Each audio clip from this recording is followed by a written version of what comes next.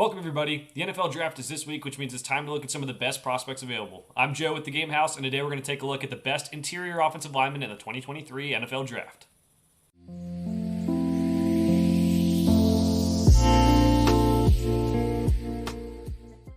The interior offensive linemen are up in today's video of the best players in the NFL Draft. As a reminder, these are just the top 5 interior linemen. If you want to see more rankings and a big board, that'll be published on thegamehouse.com this week. So go there if you want to see that.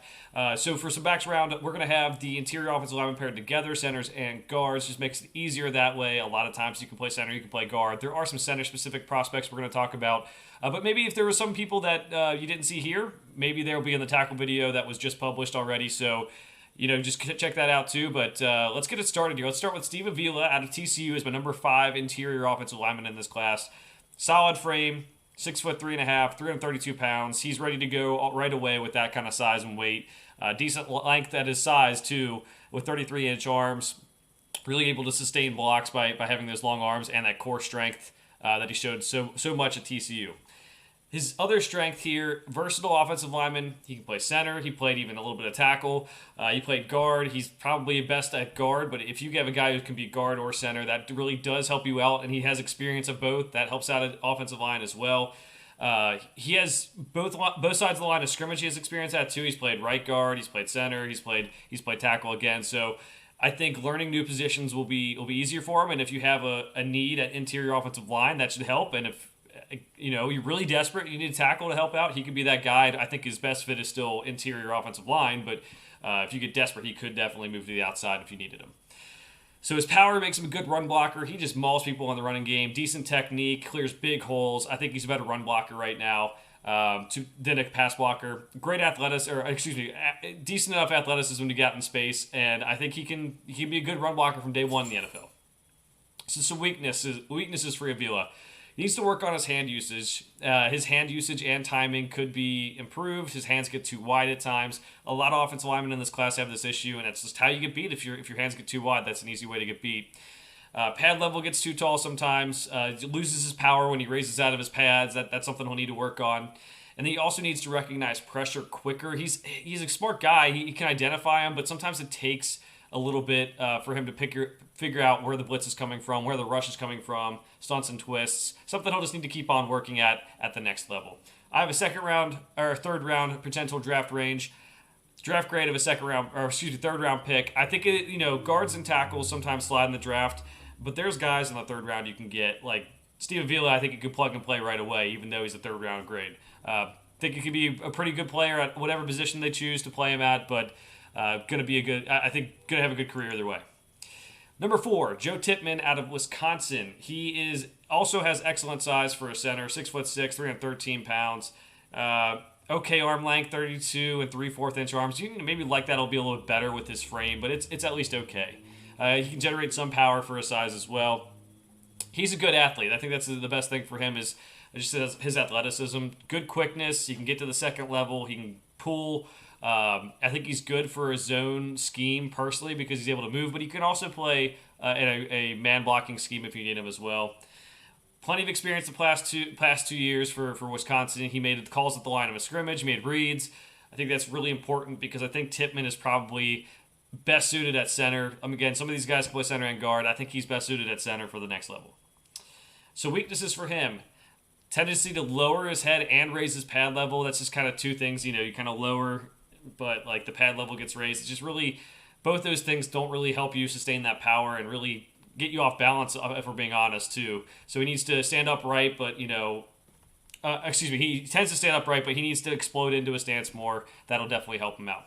Hand usage could improve too. Again, hands get too far outside. That really does make things tough.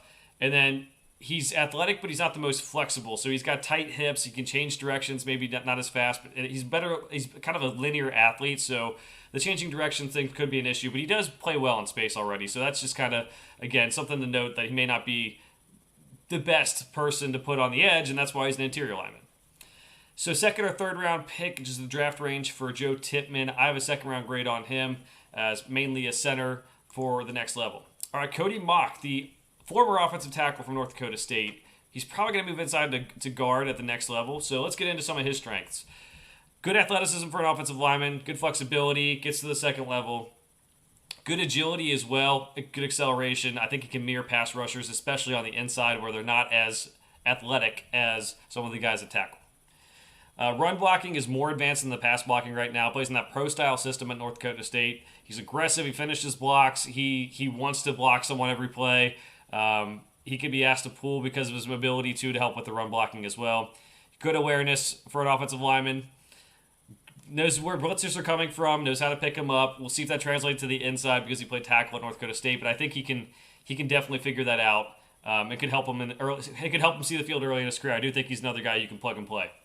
So Mock lacks the length. So that's something that you have to really think about. That's why he's moving from tackle to guard. He needs to be patient and let defenders come to him without letting them get into his body. Keep him at bay with the hand usage. But the length is what's going to push him inside. I'm afraid, honestly. So that's where he's probably going to be his best. Whether he moves to tackle or stays inside moves inside to guard, he needs to add strength to his frame. He can have trouble with power rushers. That does give you a little bit of concern for guard, but with a lack of length, I think he can add to his frame and be a successful offensive lineman. So footwork needs to be cleaned up as a pass blocker. That will be less of a problem on the inside. You're playing more in a phone booth inside. That's going to be okay. So that might be another reason why they want to move him from tackle to guard. I rated him as a guard just because I think he's better at that as well. So second or third round pick for him, second round grade for him. I think that's good value if you get him in the second round. And that'll take us to number 2 on the list, John Michael Schmitz, the man of 3 names. Center only prospect most likely, but he is a very good one. Extremely intelligent center. He makes the calls at the line of scrimmage. He knows where people are lining up. He knows where rushers coming in. Recognizes stunts and twists. Knows how to pass them off to another lineman. Very good at that. He has enough agility and mobility to play pretty well in space, honestly. He makes reach blocks. He gets to second level. He can play in his zone scheme. I think pretty well if there's a zone blocking scheme out there for him. I think you got to consider taking him if you have a need at center because he can play well in space. He does well in pass protection because he has a strong anchor. He holds his ground. He doesn't give up much push in the pocket. And he also has the good recognition to pick up those blitzers. So it really helps him pass protect the quarterback. And he does move well laterally, but he isn't the most athletic. He kind of is a little bit rigid at times. Again, more of a linear athlete, not one who's going to be very good with agility or changing directions. He tested well at the NFL Combine, but I also need to see it on tape for him. Still a very good player. We're talking about the second interior lineman on my big board personally, so very good player. He will need to add to his run blocking, so he needs to not just make his blocks, but actually move people out of the way. There's times where he kind of makes the block, and it's like, they're still within reach of the ball carrier. He needs to make sure he clears a bigger hole. I think it's something he can work with, adding more power to his game. He needs to make sure he keeps his pad level low as well. He's another one who stands too upright, and that loses his leverage. It's the thing that's very hard to do. It's natural to want to stand up, but you stay low and want to have that power. Projected draft range, second, third round pick. I have a second round pick on him. Again, a guy you can plug and play at center right away. I think any team who takes John Michael Schmitz will be pretty happy. Number 1 interior lineman, Osiris Torrance, started his career at Louisiana, transferred to Florida, and has been played well pretty much all his career. He's got the size and strength to do it. 6'5", 337 pounds. That is really, really good for an interior offensive lineman. His length looks pretty good as well, so that's something to keep in note. He has good power. He has long arms. He's able to sustain. He has a good anchor. You're going to get some pure power with him starting from day one. His running blocking is great. He has that power. He moves people out of the way. He doesn't have trouble blocking his man. I think he's more of a man blocker at the next level. And I think you can maybe run right behind him in the next level pretty easily. Great awareness for the position. He showed good recognition of how to pick up twists and stunts, how to pass them off, how to pick up blitzes and rushers. And he's always looking for work too. That's important for me. I think if you don't have anyone to block, you keep an eye on where things are and see if you can help a teammate out or see if you can pick someone else up. His weakness is he is not the most athletically gifted lineman. It would be very hard for him to show a lot of mobility at his size. So he lacks the flexibility. He doesn't move that quick. He's kind of going to have a lot of burst. That's why he's an interior lineman. He's better in that phone booth setting.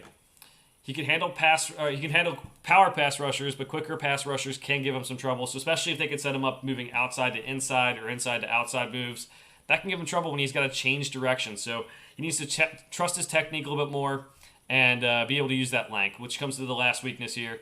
he doesn't like use his length to the fullest potential. He needs to get his arms extended, and he lets defenders get in close to his chest, and then then he overpowers them. He can do a better job of keeping them at bay. And again, something that's nitpicky for the number one interior offensive lineman on my big board. So first round pick grade for him, first round draft range for him as well. I really like his game. He's got the power already to play.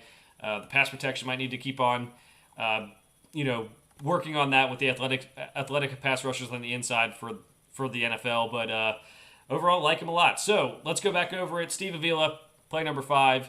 Joe Tippmann, number 4. Cody Mock, number 3. John Michael Schmitz, number 2. And Osiris Torrance, number 1. Let me know what you think of the rankings down below. Let me know if there's anyone I missed or anyone else you would like to see there too. Just my top 5. Again, check thegamehouse.com for more rankings as we move forward. We'll have more videos here on the YouTube channel. For now, thanks for watching. We'll see you guys next time.